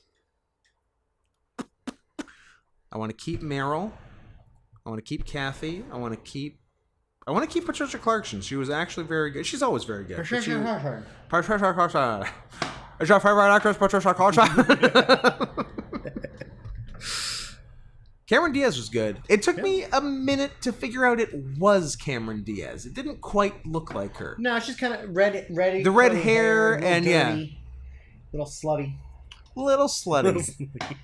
Fucking her dad. Fucking her adoptive dad. Yeah, let's not be gross about it. Yeah, don't be gross. You can fuck your adoptive dad. Yeah. Who's getting hurt? No. You, psychologically. might actually have to boot Toni Collette as much as I like her. Okay. That's what you get for doing a movie with a British guy. Yeah, fair. Punishment. A stammering British man. Okay, so... Which leaves... So now I'm down to 5. Okay. So now I have to award it. I like doing all the work on here. Yeah, of course. Why not? It's not like we're trying to keep this under an hour, like around an hour and a half. I know who my winner is. I think I do too. Best nude scene I've ever seen live. Yeah, Kathy Bates in really. I was just like, we were talking a second ago. I'm like, Kathy Bates rocks. Yeah, I agree. Yeah. You're gonna give it to Kathy Bates as well? I am. Cool. Well, we got 2 for 2. Ooh, could be a 7 for 7, all kisses. Could be a super kiss episode. Off air. Obviously off air. These people don't deserve it. So, best supporting actor. I got so. Let's see what. Before we start. Yeah. Let's see how many I narrowed it down 4, to. 6, 8. I narrowed it. Okay. I did a better job than 10. I thought. I have 10. You have 10 right now. Well, I'm proud of you. I wrote down 3 people a few are that I shout wanted outs to give like Hans to. No, I appreciate So it's really 7. Yeah. I definitely had 10 and I thought I left it that way, but I'm actually down to... Did I keep it to 5? Holy shit, I actually got it to 5. Good job, fuckface. Can I call you fuckface? Only my friends can call me fuckface. Okay, then I can't call you Although fuckface because we're not friends. I'm not thrilled with it, so I might... You can listen to my list and I see. might steal something from you. So the original winner was Chris Cooper for adaptation. I kept him. I kept him. Then Ed Harris for The Hours. I kept him. I kept him. I thought he was great. He was great. Yeah. Yeah. I mean, he's great in everything. Yeah. He honestly is It turns out Ed Harris, good actor. Yeah. Same with Chris Cooper. I like both of them a lot. Yeah. But like, I also feel like they're kind of the same actor. A little bit. A little. Not in the way that they act, but in the roles they play. Do you know that other actor who looks like Chris Cooper? I wish I knew his name. But there is literally a fake Chris Cooper out there. The other actor looks like Chris Cooper. I couldn't tell you. I'm gonna find him for you. I'm just gonna look up actor that looks like Chris Cooper. It might come up. I'll tell you when I see him. Images of actors that look like Chris Cooper. That's those just are Brad Cooper. Mostly Chris Cooper. That's mostly Brad Cooper. Actually. Actors who look alike. Jason Reitman and Adam Goldberg. Dan Schneider and Chris Farley. Give me fucking... They think that John Carroll Lynch and James Gandolfini look the same. I mean, they're bald and chubby, I guess. A little bit. Did you say Dan Schneider and Chris Farley? Yeah. That is tough for Chris Farley. Yeah, I know. He deserves better than to be compared to a pedophile. Yeah, that's true. A guy who publicly tweeted for children to send him pictures of their feet. Nice. Cool guy. Cool guy. Chris Cooper and Brett Cullen. Is this the guy from Lost? Yes. That's him? It's Brett Cullen. From Lost. Is he on The Blacklist, one of my network TV shows? Yeah. He's the stranger. That's my guy. The stranger. That's my fucking guy. Or Ilya Kozlov. Drew. That's my guy. He was also Thomas Wayne in Joker. Brett Cullen? Brett Cullen. I feel like that's a character in Twilight. Sure. You would know. I mean, I have commentated all 5 fucking movies. Yeah. So Paul Newman for Road to Perdition. I didn't keep him because he wasn't in it that much. I agree. I feel like this is because it's a great actor, like, last performance. Is it his last or one of his last? No, Cars was his last one. Cars. Yeah. Paul, like... He's a great actor, but he was barely in it. He didn't do a lot. No. He just didn't do a lot. In the movie, his character has this big aura. Yeah. But he's not a big thing. Like, Jude Law is a better pick than him for this movie. Absolutely. Or even maybe Daniel Craig. An early Daniel Craig role. Or even maybe The Son. Yeah, Son was good. Yeah. But yeah, because I knew Paul Newman was in the movie. When I saw him, he was... Because I wasn't sure exactly when he died or how old he'd look in this one. Yeah. He looked a little too old in this one. Yeah. But like 1995 and earlier Paul Newman, fuck him. Not in a... sorry, that's ambiguous in audio. I want to fuck him. I want to have sex with Paul Newman. He's an absolutely gorgeous man. What a hunk. Absolutely gorgeous man. What a hunk. Yeah. Just a little too old in 2002. Absolutely. Yeah. He died in 2008. Yeah. So he was alive for 6 more years. But what did he give me? Where's his? Oh my God, the filmography is its own thing. Yeah, the big actors get their own page for their did filmography. Road to Perdition, a not television film, a TV miniseries. He did Cars. He did a documentary about Dale Earnhardt. Okay. He narrated a Disney movie. So it's mostly Disney, voice. Nature movie. So like one of the last things his face appeared in was Road to Perdition. Correct. Yeah. And before that, nothing that anyone saw. The Hudsucker Proxy in '94. It's the last. Yeah. The last And you know what? Fuckable in that. Yeah. Yeah. Yeah. I mean, he's kind of like looks like he smells like cigarettes, coffee, and BO, but that's just what his character was. Yeah, and that's bad. So yeah, I didn't keep Paul Newman. I obviously, as much as I love him, I didn't keep John C. Reilly for Chicago because why would I? I love him, but I didn't give a shit about the movie. C. Reilly. John C. Reilly is in so many movies this year. Yeah. He is in 3 movies. 3 Oscar-nominated movies this year. Yes, he is. So I have him nominated as just John C. Reilly. Nominated John C. Reilly is nominated. And you get to choose if it's for Chicago, Gangs of New York, or The Hours. Because he's in all of them. I have him for Gangs of New York. Yeah. But he's also competing with... Were all 3 nominated for Best Picture? Or just 2? Was Gangs of New York not? Gangs of New York, The Hours, and Chicago. So John C. Reilly John C. baby. is in 3 of the 5 movies nominated for Best Picture. I guarantee that has never happened before. No, I guarantee you. I'd stake my life on it. You know what? I believe you. I'm not arguing. Now, if I had to pick him for one, I don't want to pick him for Chicago, even though he probably does the most in Chicago. But basically, he has like one big solo song, and it's stupid. Also, did I mention the whole movie's stupid, and you were right to not watch it? Of course. Yeah. I was never going to. Not a chance in hell. Not a goddamn chance in hell. I would, if I had to give it to him for one, and I'm not. It's for all 3. But if I had to, I guess Gangs of New York. Yeah. Because he doesn't do a lot in The Hours. Mm-hmm. Yeah. Okay, yeah, and then Christopher Walken for Catch Me If You Can. I got Walken in there on the list. Like he's one of the 10 or 11 or 12 or 13 or 14 I have. So you have another 5? I have Chris Cooper for sure. Yeah, and I have Ed Harris for sure. Yeah, and then the other 12 are. I'm going to move him up the list so he stays the top. So I have another 2, 4, 6, 8. I got another 9. but like a bunch of them are just honorable mentions. Say your shout-outs, and then let's deal with the rest. So the Hans, Jeffrey Rush for Frida. Okay. He's not in it that much. Max von Sydow. He's Trotsky, right? Yeah. Yeah. Max von Sydow for Minority Report. I thought about him. But if he was in it more... Yeah, he'd be on the list. And then this is another one of those like lead 1A, lead 1B, but it's hard to. Yeah. Brendan Fraser for The Quiet American. Yeah. And then the other one is Michael Shannon for 8 Mile. Yes. He's the shitty boyfriend of his mom. Yeah. Who's also one of his former classmates or whatever. Yeah, he plays Eminem. He is Eminem. Michael Shannon's a very good actor. He's a very good actor. Not a lot of people know that he plays Eminem in 8 Mile. Yeah. So Chris Cooper, Chris Harris for sure. Chris Cooper, Ed Harris for sure. Chris Harris. The Wildcat Chris Harris. And then John C. Reilly for Gangs of New York is in consideration. Yeah.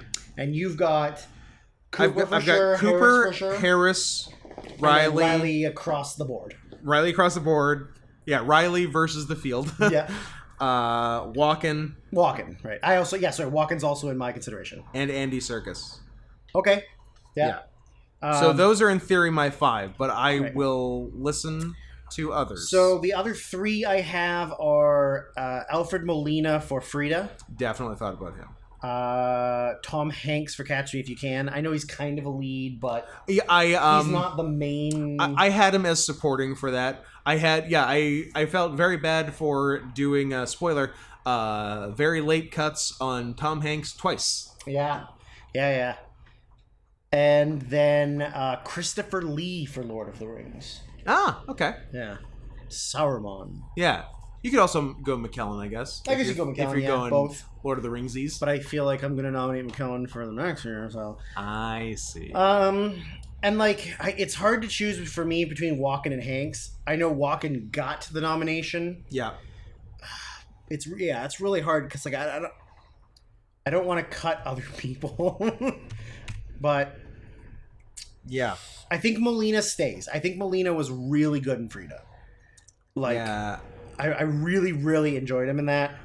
I almost want to stick him in, but at whose expense? And I really like Christopher Lee.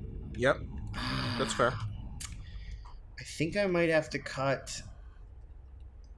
Yeah, I mean, dead audio space of thinking is bad. Classic. Yeah, I feel bad cutting Tom Hanks, so I'm gonna cut Tom Hanks because he's had better supporting roles and better lead roles. Look, the Academy snubbed him twice. Hasn't given Hanks a nomination since Castaway in 2000. Yeah.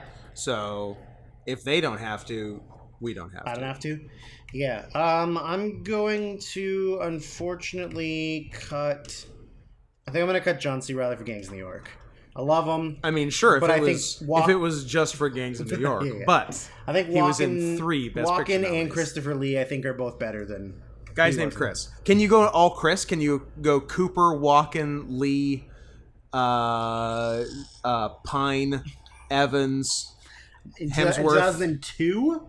Yeah, and Pratt. There you go. I don't know if those guys were doing movies. A bunch of beautiful white Chris's. Was Chris Pine doing a movie in 2002? He did not. Damn. Pratt. Chris Evans probably did because maybe Evans. He started acting younger. He was a teen. 2002. He was in. Oh my God! Do I have to? He's been in so many movies now. He needs his own. He was not in 2002. Damn it! What were the other ones? Pratt and Hemsworth. Pratt. I don't think Pratt was doing any. I mean, this is several years pre-Parks and Rec. Nope. And come on, Hemsworth. Well, I'd still be one short if I did Chris Hemsworth. Hemsworth. Nope. 2009 was his first movie role. Damn it! He was doing television in Australia. I'm sure he was. But his first movie is Star Trek in 2009. It's a pretty good first movie. Yep. He plays Chris Pine's dad. Must be nice. Hemsworth plays Pine's dad? Well, Pine's a baby, and then... You're a baby. You're a baby. I'm a baby. So yeah, I got Cooper, Harris, Molina, Walken, and Lee.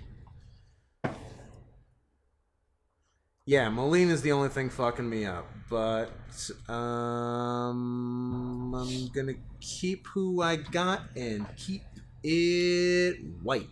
Cool. I mean, I know who my winner is. Who's your winner? Very hard. This is honestly like if you could have a tie, I would have a tie. Guess what? You can't have ties. You can't. There have been other awards that have been given to 2. There have, but those, not acting awards. Yes, and even those awards were by cowards. Correct. By cowards, for cowards. By cowards, for cowards. This is a real 1A, 1B winners for me. Like a tie. Both guys deserve. Yeah. Between Chris Cooper and Ed Harris, I gave it to Ed Harris. I feel bad taking away from Chris Cooper because that's an excellent performance, but AIDS wins. And AIDS wins. I did say earlier, Ed Harris was great. Yeah. And then we got onto the Ed Harris is always great train. Yeah. So I think it's Ed Harris. Okay. Yeah. Man, 3 for kisses. 3. Off air. You guys don't get to hear it. You greedy fucks. You pigs. You absolute pigs. Best actor. So the original winner was Adrian Brody for The Pianist. Yes. I kept him. I have 6. I just realized I have 6. I think I have 5. Nicolas Cage for Adaptation. I kept him. What have we said so far? I kept Adrian Brody. I kept Cage. Okay. I kept Michael Caine for The Quiet American. I didn't. Okay. I kept Daniel Day-Lewis for Gangs of New York. I did. I kept Jack Nicholson for About Schmidt. I also did. And I added Leonardo DiCaprio for Catch Me If You Can. So I replaced Kane with DiCaprio. And also DiCaprio, 2 movies. Yes. I added DiCaprio and have the original 5. I see. So you've done what I did, but a worse job. Yes. Yes. And I think I'm going to cut Michael Caine. So I think we're going to have the same 5. Samesies. Samesies. So is DiCaprio for Catch Me If You Can or Gangs of New York or both? I mean, I'll say both, but I wrote Catch Me If You Can. Yeah, I was going to say, mine is both, but if gun to my head I choose, it's Catch Me If You Can. Yeah. Now I have opinions here. This is the hardest best actor we've done. For me, this is the hardest. This sucks. Yeah.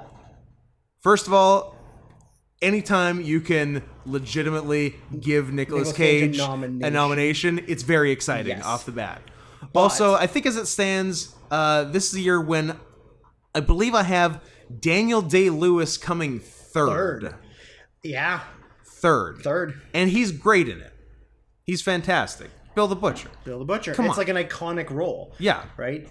And the going against what I've said previously of body transformations, this one for Adrian Brody for The Pianist is like one of the most horrible ones to watch. Just watching him fall apart. Wither. It's horrific. Yeah. So here's where I was at. Okay. Daniel Day-Lewis is third. Okay. I think regrettably DiCaprio and Cage are 4th and 5th. Okay, so it's between Nicholson and Brody is what you're saying. That's right. And watching About Schmidt, I just wanted to give it to Jack Nicholson. Yeah. I just want to give it to him. He's great in it. And I love Jack Nicholson. Yeah. And I can't because of everything Adrian Brody did in The Pianist. Absolutely. Is that where you're at? Yeah, for sure. Yeah. For me, it was like DiCaprio's great. Like I hate Adrian Brody for a number of reasons, but but mainly because he won't let me give Jack Nicholson the Oscar. Yeah, absolutely.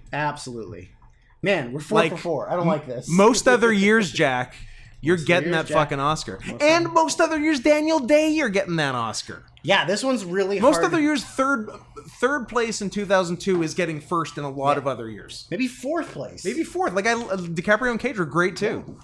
Yeah, it's weird that we're not giving Nick Cage an Oscar for adaptation. Man, I love giving Nick Cage Oscars. Not as much as I love giving Woody Allen Oscars. There is one in the 90s that he absolutely deserves. I mean, he won in the 90s. Yeah, like he deserves that one. Yeah. Like, for sure. Vampire's Kiss. Which is I know it's the 80s, but it's a good joke. Okay, best actress. So the winner was Nicole Kidman for The Hours. I kept her. Salma Hayek for Frida. I kept her. Diane Lane for Unfaithful. I kept her. I don't have her. Okay. I didn't keep Julianne Moore for Far From Heaven. I don't know if you have her. Well, I think I did, but I wrote ×2.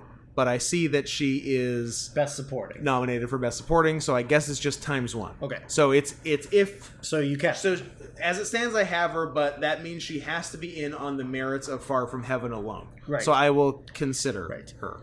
And I didn't keep Renee Zellweger for Chicago for obvious reasons.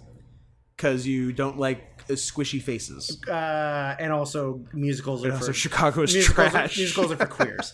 I did not keep Renee. As we stated earlier, I put Meryl Streep for The Hours. So that leaves one. Yes. I have Salma Hayek, Diane Lane, Nicole Kidman, and Meryl Streep. And then I have what you have with Julianne Moore in Diane Lane's place as it stands. Gotcha. And one more. And I put and her gorgeous big naturals. Jumbo naturals. Maribel Verdú for Y Tu Mama Tambien. Me too. So it's a matter... I got a winner. I'm not even overthinking it. I'm going to do it. Is it for the Jumbo Naturals? It's for the Jumbo Naturals. Is it? Good for you. I mean, the role itself was amazing because it's great. Yeah. Up and down the whole movie, like sad, happy, sexy, tons of boobs. Yeah, it was a great performance. And like I don't know, I didn't enjoy Nicole Kidman as much. Like I said, I thought that the Meryl Streep parts were better, and I didn't like Frida that much as a movie. I thought it was one of those ones that's great acting roles, boring movie. Yeah, and those are definitely out there, especially in the Oscars. You actually get a lot of those in the Oscars. A lot of those. I was leaning towards Meryl Streep. Okay. Because I can't argue with that. I mean, yeah, it's hard to say, oh, you're an idiot for thinking Meryl Streep is the best. Yeah, of course. I mean, I'm certainly not against Jumbo Naturals. But no, I'll stick with Meryl. Okay. So Meryl beating out Kidman, Julianne Moore, Hayek, and Verdu. I see. Kiss Time Over. Sad. You win some, you lose some. In this case, we lose some. Yeah.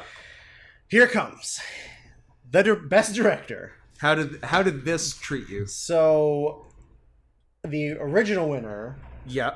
Was Roman Polanski for The Pianist. Yes. I kept him.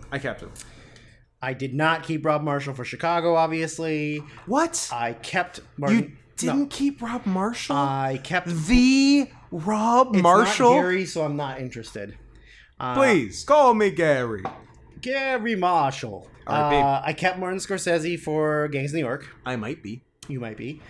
Let me tell you something before you go any further. Let me derail this. I'm guessing neither of us kept Stephen Daldry for The Hours. Nah. Because there's too much else going on. Yeah. And possibly Almodovar? He's my 5 or 6 at the moment. So here's where I'm at. Here's how strong a year this was. I have 4 that are in, and I'm not changing. Okay. Unless you make a good case. All right.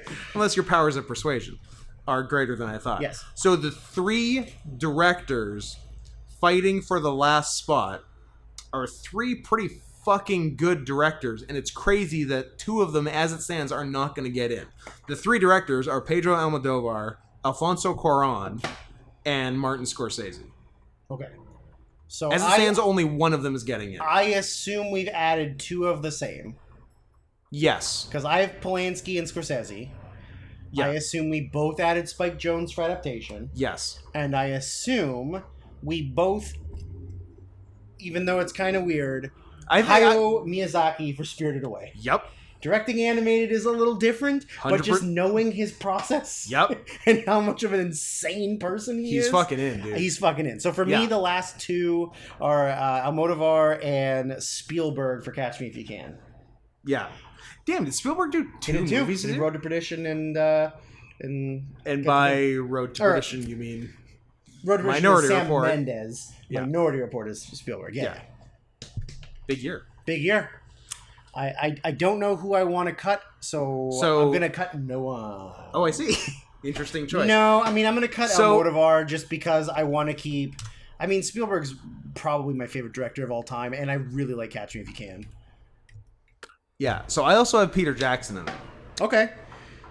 Because Two Towers is my least favorite of the 3. But it's still a pretty good filmmaking achievement. Pretty good movie. I don't have it for... I didn't even consider it for Best Picture.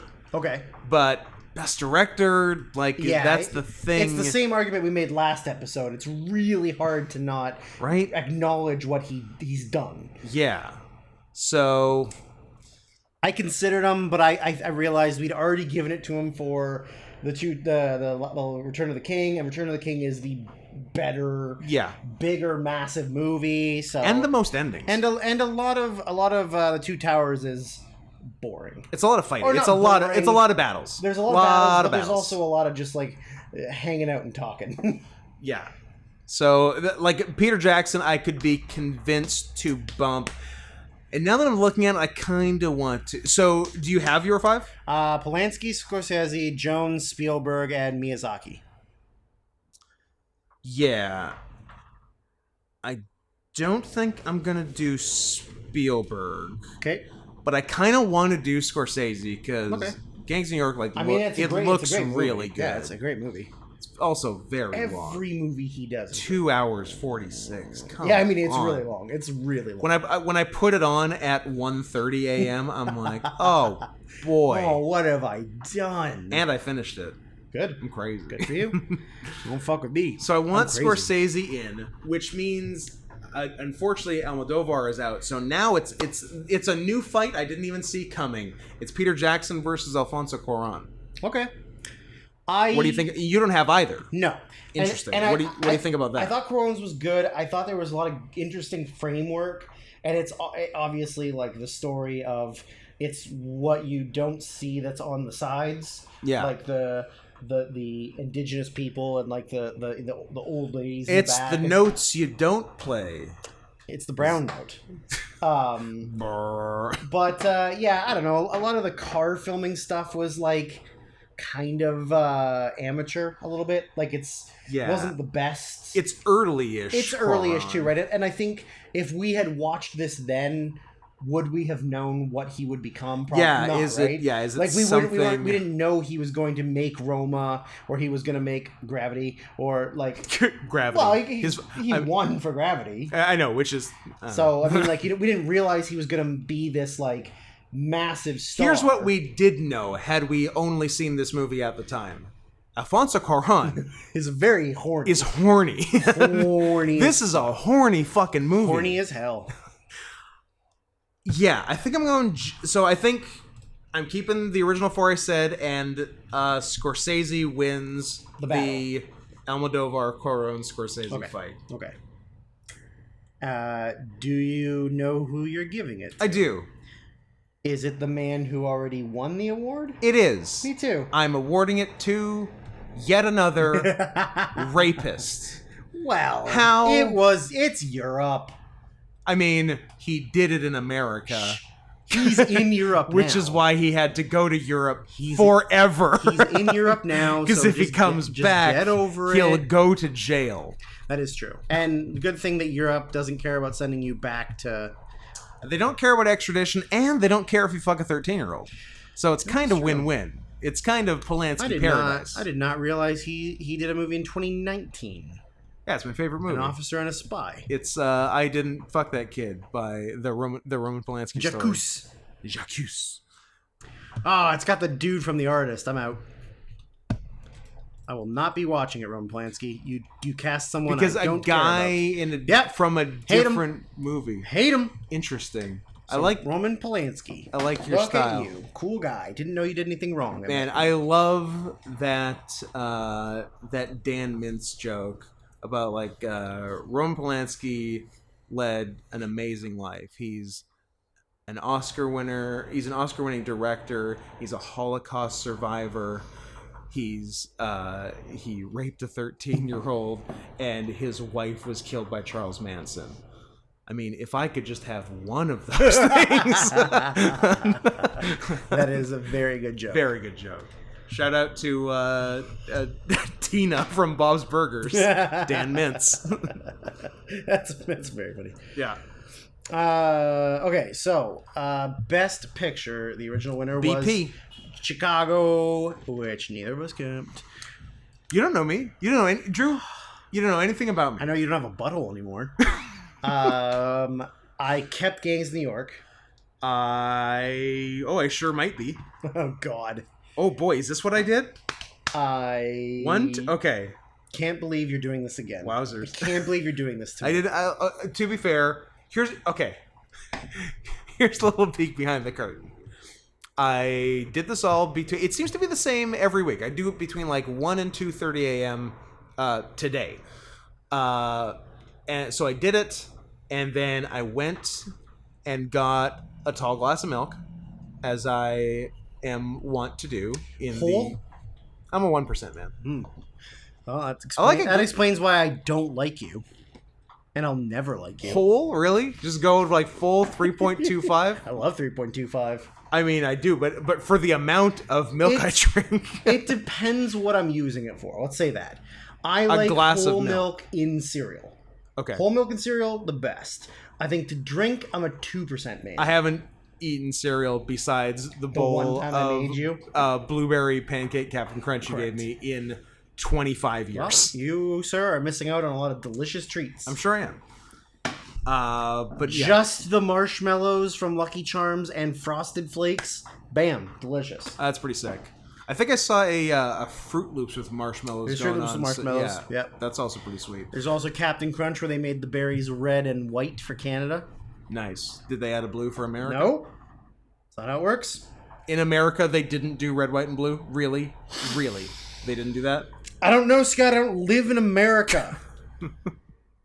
I mean, I live in the Americas. Yes, that's true. If I'm drinking milk, it's 1%, but I will say Revolver coffee down and gas down.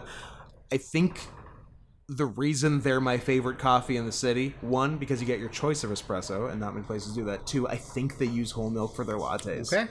And so you're a whole milk boy? I'm glad you're admitting it. It's pretty fucking good. Glad you're admitting it on air. Gotta so say. I have proof. I have been caught on tape. So what I did was, so I got my glass of milk, and then I got into bed and watched Catfish. Okay. See, more TV that I'm missing because of this stupid ass project. Upon the Cry Me a River. end of Catfish, so we're in the 3:30-ish range now. I think to myself, I don't remember writing a lot for Best Picture. So I go back to my list, and I've written 2 things. Okay. So I then fixed it at around, I guess, 3:45 this morning. And so I seem to have 4 I'm happy with, and then 5 more fighting for the last spot. Christ. As well as a separate shout-out. Okay. I have 5, and I've had 5 for a while. Well, good for you. It must be nice to be so organized and have it so together. I'm going to say we can't all be like that. So we both have Chicago. Gangs New York. I assume we both have The Pianist. Yes. I assume we both have Adaptation. Yes. I assume we both have Spirited Away. Yes. That's 4 of my 5. That's 3 of my 5. Adaptation, Pianist, Spirited Away. Maybe Gangs of New York. Maybe Gangs but that's of New York. it's not in yet. So what's your Han? my shout out that's not in is Bowling for Columbine. Because it's a great documentary. Documentaries are technically eligible for Best Picture, but one has never been nominated. Until now! No. That's my number 5. Oh! Bowling for Columbine is my number 5. Check you out, I think it's one of the best documentaries I've ever it seen. is. Like, easily one of the best documentaries I've ever seen. Wow. Yeah, I thought about it this morning, and I said, I wonder if Scott will call me retarded if I nominate a documentary for Best Picture. I won't. I'll just say wow a lot. Okay. Wow. Yeah, Bowling for Columbine's my 5th best picture. I mean, there's nothing in the rule book that says a dog can't play basketball. Yeah, it says right here. So doesn't say dog. Doesn't say dog. This is an old. P.S. My rule book does. This is an old rule book, and it says no darks. That's a very old basketball book, but it must have said that at some point. Yeah, absolutely. So, whites and blacks must be kept separate on the court. No, only bounce passes and layups. And dogs are allowed. And dogs. So, yeah, I don't know. I've kind of got 6 fighting for the last 2 spots. So I got, Adaptation, Pianist, Spirited Away are in. Yeah. So, spoiler, one of those 3 is winning. Which leaves Y Tu Mama Tambien, Talk to Her, Minority Report, About Schmidt, Gangs of New York, Catch Me If You Can. All of the ones you mentioned were all on my list. And then they were probably the 10 you started with. Yeah. Except for Gangs of New York is in. But. That's it. Right. Yeah. So, yeah. Where do we go? I think Steven Spielberg is a secret pedophile. Okay. So Minority yeah, I was going to say, so I'm going against type and Minority Report is out. About Schmidt, I've given some love, so it's had enough, and it's out. Okay, fair. We're getting down there. So, Tambien, Talk to Her, Gangs of New York, Catch Me If You Can. I'm leaning to Tambien and Gangs of New York. Gangs of New York versus Catch Me If You Can. Ooh, that's a tough one. It is a tough one. Slight edge to Gangs. I like the dynamic in Catch Me If You Can was really good. Mm-hmm. Yeah. I like the way that it's edited together. Yeah. Like the visual look of it, I think, is very cool. It's unique. Yeah. Shit. Fuck. Unless, I mean, it is an option to boot Tambien. Yeah. And do both. Sure. What do you think about that? Sure. I think that's a valid.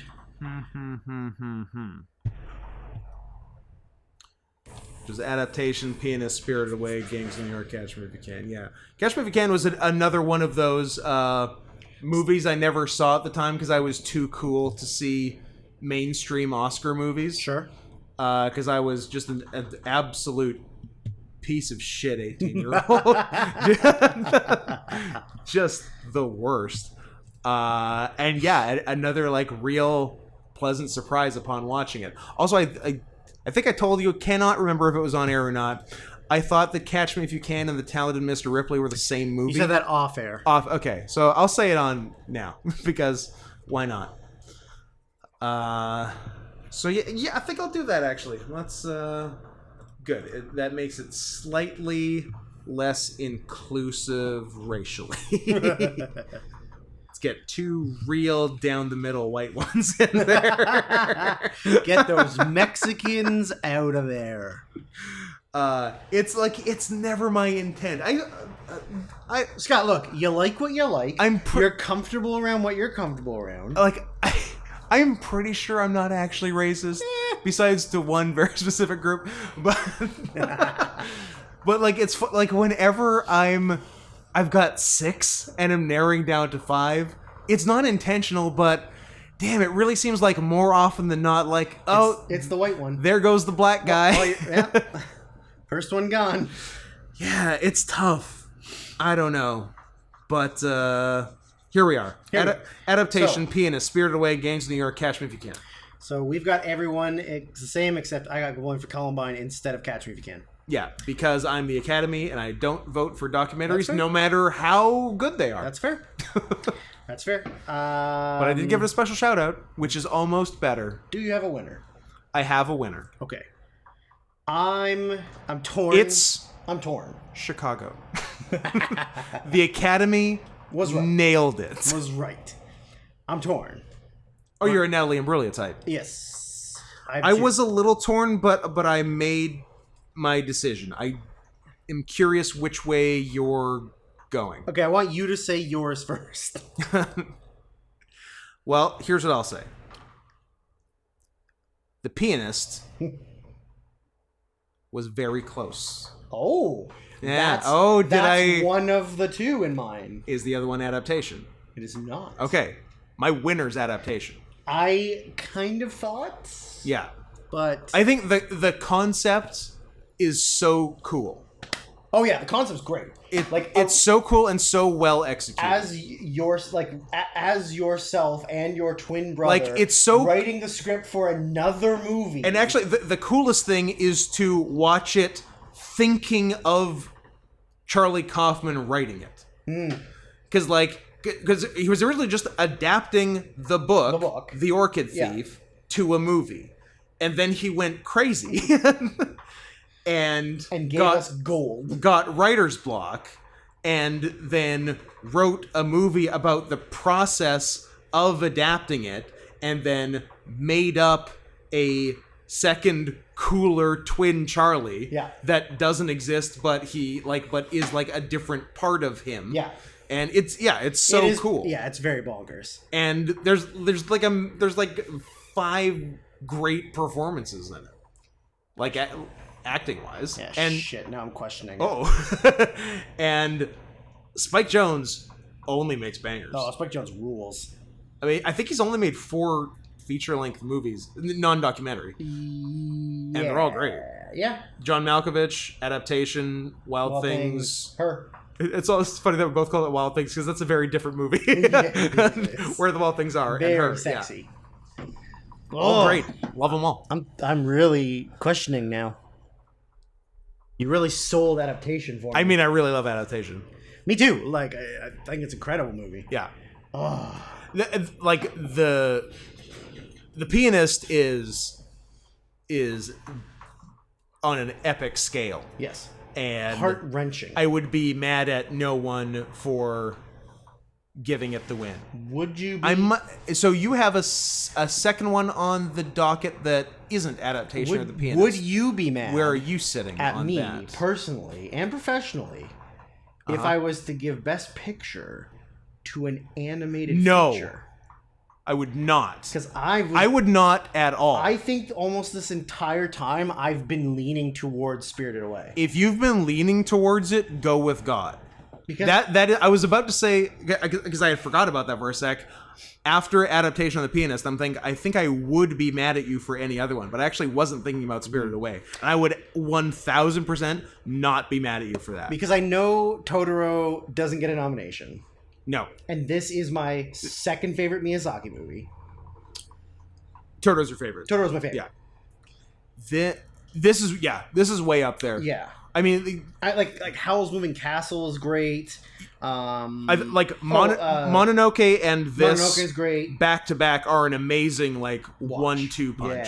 Yeah. Even Grave of the Fireflies is great but way sadder. Is that Miyazaki? I think it is. I don't know if it is. I think it might be different Ghibli. Is it his son? No. Is it his shitty son that he doesn't trust? It's not his shitty son that he doesn't trust. I love his shitty son that he doesn't trust. No, I do it. You will. Dad, you're 97. You will take over for me. I do it. Oh, this is the short story. What are you doing? Where's the movie? I will draw every fucking cell of this animation. Oh, and here's the live action version. What? I bet that one's interesting. Where's the? There we go. No, you're right. Yeah. It's directed by the other guy. Yeah, different Ghibli. Takahata. Yeah.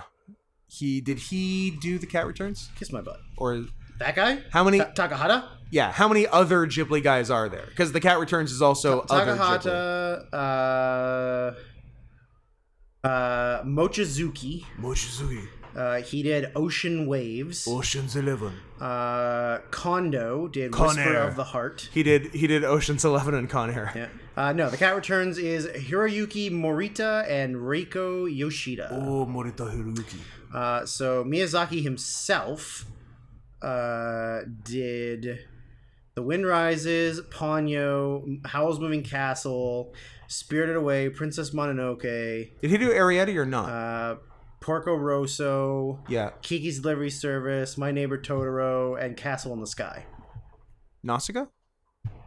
The Valley of the Wind? No. Nausicaa. What the fuck are you doing? It should be it's early. It's like 84 or something.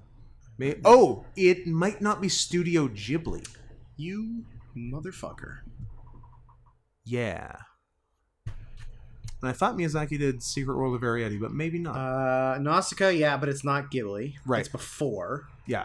Castle in the Sky, My Neighbor Totoro, Kiki's Delivery Service, Porco Rosso, Princess Mononoke, Spirited Away, Howl's Moving Castle, Ponyo, The Wind Rises, and How Do You Live, which is the one he's been working on for 35 years. Please finish before you die. I want to see it. He'll live to be 100. He'll live to be 100. I hope so. I really do. I want that movie. Me too. Completed. So badly. Completed. I don't want his dumb son that he doesn't trust to have to finish or that it. other younger guy he hired in that documentary. Yeah. I think I'm going Spirited Away. It's my second favorite movie. No, I love that for you. Good. I think it's a good look for you. Yeah. Yeah.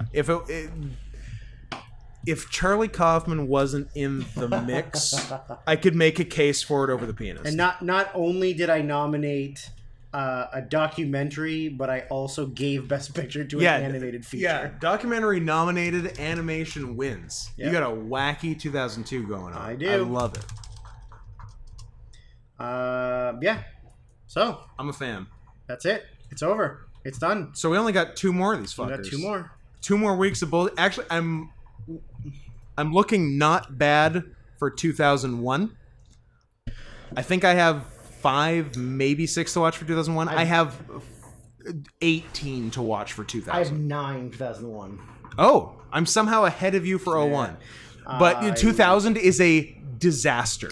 I didn't look at 2000. An 2000. unmitigated disaster. I apparently didn't see a movie that year. 2000. Jesus, what do I gotta see? 1. Oh boy. I don't even know what that one is, but I guess I'll watch it. See, I think you're gonna. I think after 2000, you're gonna appreciate the welcome break as well. One. Nope, seen that. Oh my god, this is getting out of control. See, okay, so what you're experiencing right now is me for the last 10 weeks. Oh boy, I don't. Somebody help me. 10 fucking weeks. I'm having a panic attack. Yeah, that's me every week. You're living my stupid life right now. Yeah, the parents got nominated. Sick. My blood pressure is 4,000 over 6. Okay, well, that's good. I'm not eating. I'm not sleeping. I got to the bottom, and there was a lot less I had to watch. Okay. 102 Dalmatians. Do I need to watch that? Absolutely. So I got 2, it's probably better than 4, Cruella. 6, 8. I also have 9 for 2000. Yeah. And I don't know if I actually have to see all these ones, or they're just the ones I haven't seen. So 9 and 9. Anywho, 9, which is a low number for me. 9 for any given year. From Downfall, your favorite movie? No, that was a trick. My brain tricked me. 2 Hitler movies. 2 Hitler movies. So not enough. That is the 2002 Oscars. We did it. I hope you enjoyed this extra long episode of us rambling forever. How long? An hour and 50 minutes currently. Damn, we did 2 longers today. Yeah. I mean, and I mean, this is live. I don't know. Is there a benefit to lying about it? I'm not. No, there isn't. Actually, sure. But yeah, we record both for the next week, the previous week on the same day. I'm tired. Deal with it, America. Drew needs a nap. Drew and I are going to snuggle up together. His girlfriend's going to get mad at us. Maybe. I don't know. Or maybe she's chill with it. I don't know if she cares. Maybe she'll be our Maribel Verdú. Does that mean we have to jerk off in a pool together? That means I did not appreciate we have to jerk off. When you see it fall in the pool, I did not appreciate that. You don't like pool jerking? No, seeing the cum in the pool. Slam it, and I didn't swim it. I didn't pay attention. What was the secret letter last time? I wasn't paying attention. Well, I mean, on Monday. Oh, sorry, on Monday. On Monday it was D, and D. now it's I. Hi. We did it. We did it. Get out of here. I hope you enjoy this extra long episode. No complaining, or you're off the podcast. That's right. Fucks. You curly-haired fucks.